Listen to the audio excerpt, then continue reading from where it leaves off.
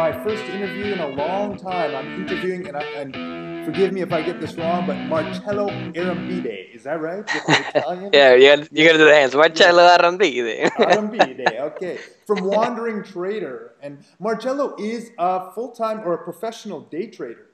Is that right? Yeah, absolutely. I trade in the mornings from about 9:30 to 11 or so, and then we have a company as well where we teach people how to trade. Great. And you're doing that while you're traveling around the world. Yeah, yeah, absolutely. That's one of the reasons why I was compelled to do day trading because my definition of success is freedom. So with being able to day trade around the world, is all you need is the internet pretty much. And then it also helps as well when you have, the economy go bad and things like that, you can still make a lot of money in the stock market, more actually. So that's one of the reasons why I kind of went into it. So first of all, where are you right now before we get into day trading stuff here? Buenos Aires, Argentina. I just spent about 3 months in Canada. I'm down here in Argentina now. I've been here for a month. I have about 2 months left. Afterwards, I'm heading to about probably Chile. And I just got home this weekend from Paraguay, actually, which is a pretty nice place to see as well. So you're touring all around South America?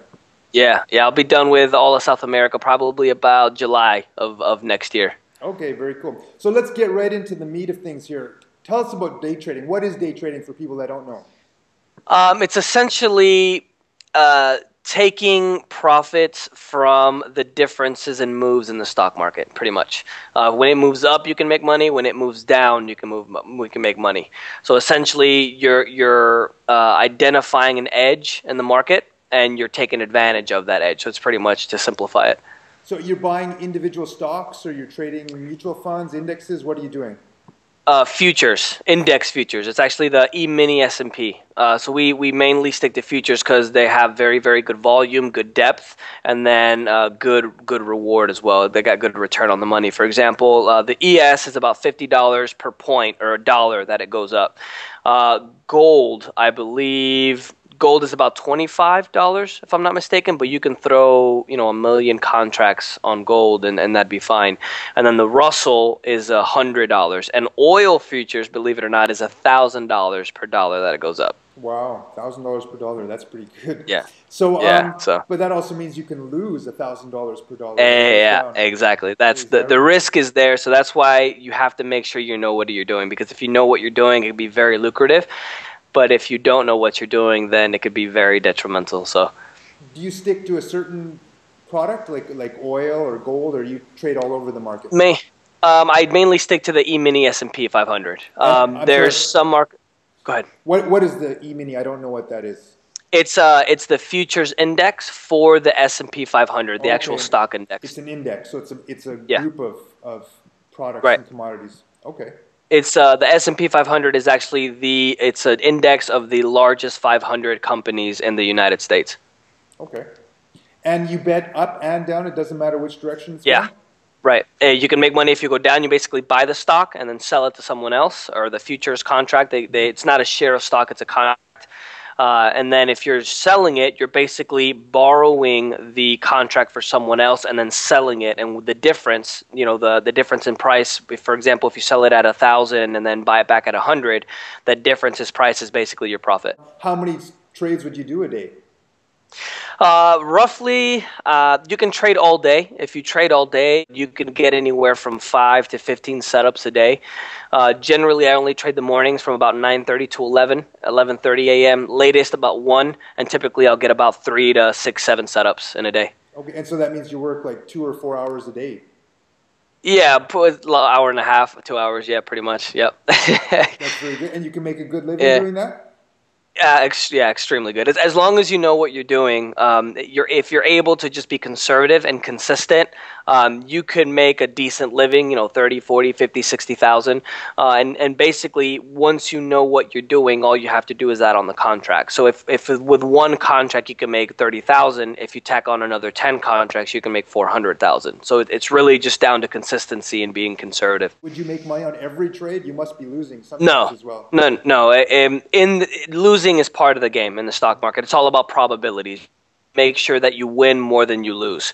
With the system that I use, you could be right as low as 40% of the time and still make money because our winners are a lot bigger than our losers. So it really comes down to just being able to be profitable or have your probabilities higher than 50%. Do you have like negative months or negative weeks? No, Or, no, no? no. Negative days. That's about it. Weeks.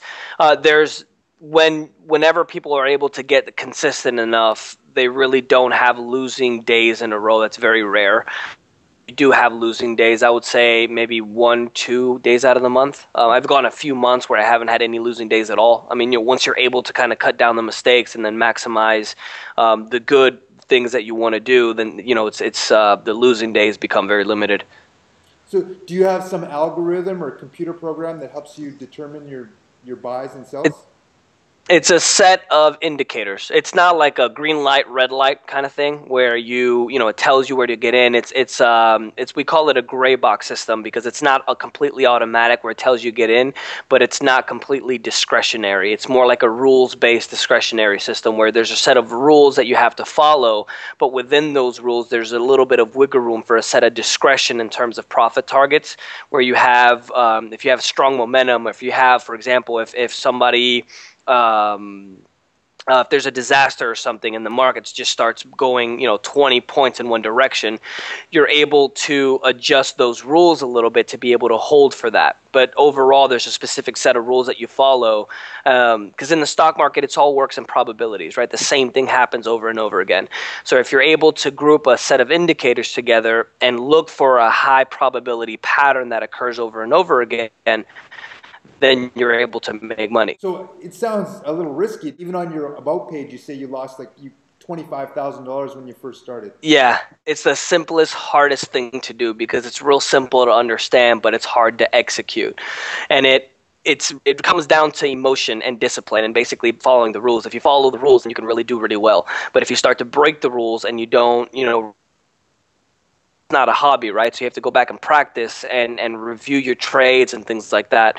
So if you don't do that, then it could be very, very catastrophic. I mean, when I was young, I started in college. I took out student loans to do it, so I was very impatient. I wanted everything right away. I kind of tried to do my own thing, and then eventually I learned that's not the way you're supposed to do things.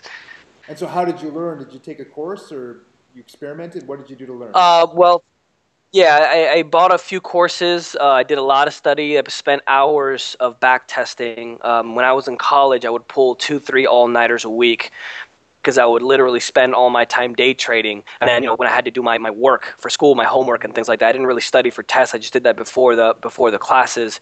But I spent so much time trying to kind of develop a strategy, and I got with one of my buddies named Chris Dunn, and we actually got together and we put something together that actually is working pretty well for us now. You created your own strategy. Right.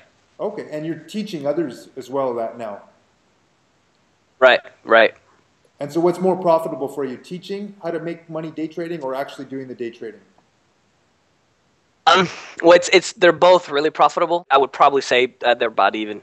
Maybe day trading on my own is probably a little bit more lucrative.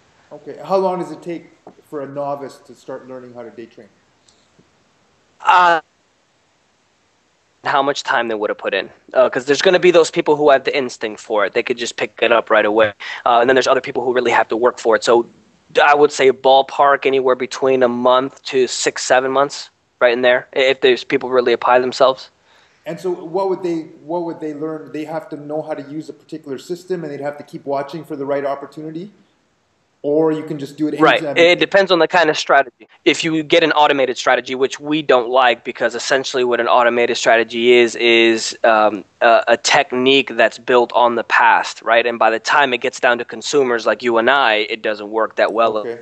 So with a discretionary strategy, you're able to look at certain set of indicators and a certain set of probabilities, and when the rules are met for that specific setup or that specific pattern, then you can go ahead and pull the trigger. But it's not really like a red light, go in here, blue light, get on there. It takes practice to be able to learn how the market moves, to be able to learn where to get in. It takes a little bit of time. It's kind of like a job. When you first start, you're clumsy, you don't know where things are at, you have to ask questions, and then later on, you're able to kind of multitask and do 2-3 things at once because you know how to do it. You can't just go on and trade, you have to wait for the right moment to trade, is that what happens? Right.